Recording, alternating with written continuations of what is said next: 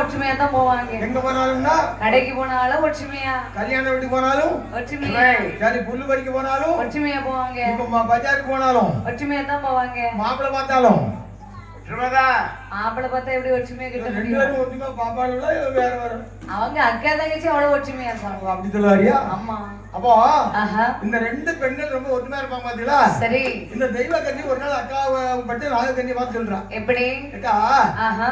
நமது ஆறு இருக்கு பாத்தியா, பூஞ்சனை. ஆமா. அதுல ஏகப்பட்ட தண்ணீர் இருக்குது. சரி. நம்ம எப்பவுமே வீட்டுல தான் குளிச்சுக்கிட்டு இருக்கோம். ஆமா. அதனால இன்னைக்கு போய் சரி அந்த பூஞ்சனையில குளிக்கலாம்னு நான் நினைக்கிறேன். ஆமா. அப்ப நீ இவ்வளவு நேரம் குளிக்கலையோடி? அக்கா, நான் வீட்டுக்கு வந்தவனக்கா குளிச்சுக்கிட்டு இருக்கோம் நம்ம. ஓ, சுனையில நீராடணும்னு சொல்லி உனக்கு வெகு நாளா ஆசை சொல்றியா? ஆமாக்கா, இயற்கையில என்ன இருக்கா பாத்தீங்களா, வைத்தஞ்சி மாலா. ஆமா. இவ இயற்கையில என்ன கூப்பிட்டு இருக்கா. எதுக்கு குளிக்கணும்னு சொல்லிட்டா? குளிக்கணும்னா என்ன கூடுவா? அவ குளிக்க கூடாது, துணி துணி கூட்டிட்டு இருக்கா. சரி சரி, அப்ப நம்ம எல்லாம் சேர்ந்து சரி 20 தோழியரையும் கூட்டிட்டு போய் நம்ம நல்ல அழகா குளிச்சுடுவோமே கண்டிப்பா என்று சொல்லி சரி 20 தோழிமார்களை கூட்டிக் கொண்டு ஆமா இந்த அக்கால் தங்கச்சியும் சுனையில் நீராடணும்னு வந்துட்டு இருக்கா. சரி பூஞ்சொலையில வந்து நீராடணும் பார்க்கும்போது ஆமா மேல எட்டி பார்க்கற தங்கையாக்கப்பட்டது இவகன்னி. ஆஹா. பார்க்கும்போது வெள்ளை யானை வந்து வருகிறது. அதானே. இப்போ கருப்பு யானைன்னா உலகத்துல எங்க பார்த்தாலும் இருக்கதான் செய்யும். சரி. கருப்பு யானைனாலே கருப்பு தான்.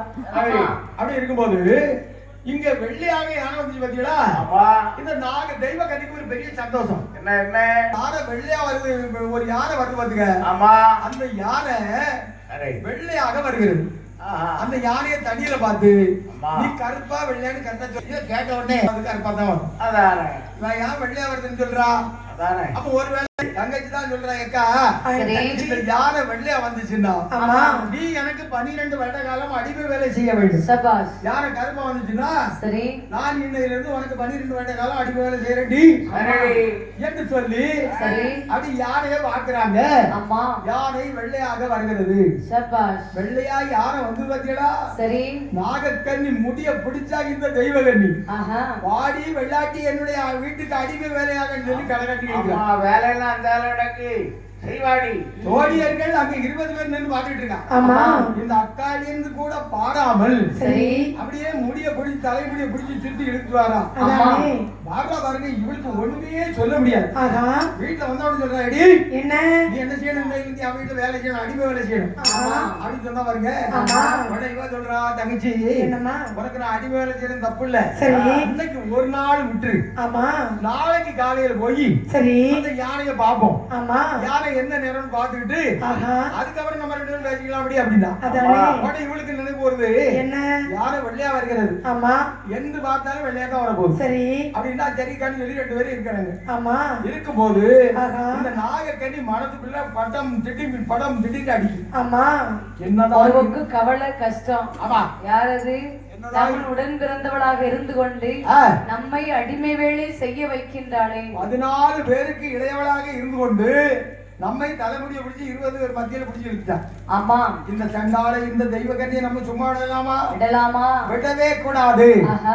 இவளை நம்ம பங்கபாடு வடுத்த வேண்டும். சரி. இவளை கரும்புள்ளி செம்புள்ளி குத்தி சரி தலையை மொட்டை அடிச்சு ஆஹா இந்த கழுத மேல ஏத்தல நான் நாகக்கன்னி இல்லை. சரி சும்மா இல்லை. அப்போ ஆமா இப்படி நினைத்து கொண்டு என்ன நினைக்கிறா, சரி இந்த வெள்ளை நமக்கு நம்முடைய மைந்தன் வந்தால்தான் இதற்கு ஒரு தீர்வு கிடைக்கும். கண்டிப்பா கண்டிப்பா என்று சொல்லி மைந்தனாகிய கார்கொடகனை மடல் நிற்கின்றார். ஆஹா. அப்போது அழகாகவே சரி படம் விரித்தது போல் வருகின்றார் நாகமணி ஒளி வீச கார்கொடகனானவன். ஆமாம்மா. தாயுடைய முன்பில் வந்து அடிபணிந்து வணங்கி நின்று கேட்கின்றார். என்னமா கேட்கிறா? ஐயே நாகக்கணி அம்மா, என்னடா என் மகனே, இதற்காகமா என்னை வரவழைத்தீர்கள்? என் மகனே ஒரு காரியமாகத்தான் உன்னை அழைத்தேன் அப்பா. சரி. சித்தன்னை இருக்கின்றாளே தெய்வகன்னி, அவள் தந்திரமாக என்னை அழைத்து கொண்டு துணையில நீராடணும்னு கேட்டா. நானும் சரி என்று சென்றேன். ஆனா அங்க போன பிறகு ஒரு வெள்ளை யானை ஒன்று அந்தரமாக வந்து கொண்டு இருக்கு.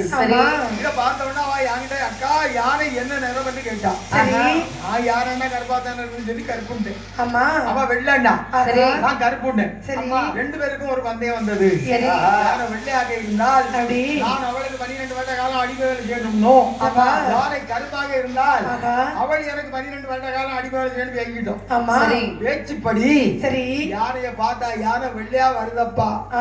இந்த வெள்ளை யானையை பார்த்த இந்த பொல்லாத தெய்வ கண்ணி சரி இந்த 20 பேர் தோழியருக்கு மத்தியில் வச்சு என் தலைமுடி சுருட்டி பிடிச்சுக்கிட்டு ஆடி வெள்ளாட்டி என்று அரண்மனை வரையிலும் இழுத்து வந்திருக்கிறாள் அம்மா. மகனே மகனே என்னை வெள்ளாட்டி என்று சொன்னவளை அம்மா நீ அவள் எனக்கு அடிமையாக வேலை செய்ய வேண்டும் அப்பா. அம்மா என்ன எனக்கு தாயாக இருந்து கொண்டு உங்களை ஒரு பெண்ணிற்கு அடிமை வேலை செய்ய நான் வைத்து விடுவேனோ?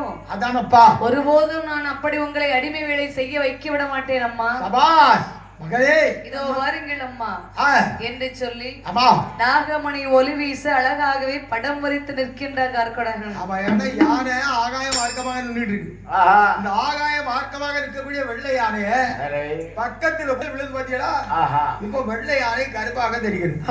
இந்த பார்த்த உடனே காலையில நாகரி கூட தங்கச்சி வாட்டி போய் பார்த்து வந்துரும். சரி யானை பாப்போம் அப்படின்னு கூட்டிட்டு வந்தவங்க அக்கா என்ன இன்னைக்கு யானை வெள்ளை தாங்கிட்டீங்கன்னா அதானே கண்ணை எடுத்து நல்லா பாட்டி ஆமா வார கருப்புடி கருப்பாக இருக்கின்றதா அப்படி சொன்னோன்னு வாயமளத்துக்கு மேல பார்த்தவருங்க ஆமா ஐயோ யார கருப்பா தான் தெரியுது புடிச்சுக்கிட்டா நாகக்கண்ணி பார்த்தாள் நாகக்கண்ணியானவள் ஆமா ஓங்கி வந்து இந்த தெய்வக்கணியின் மயிரை முடியை பிடித்து இழுத்து சொல்கின்ற என்னமா சொல்லுகிறாய்? அடியே வெள்ளாட்டி இனிமேல் நீதான் எனக்கு 12 வருடம் அடிமை வேலை செய்ய வேண்டும்.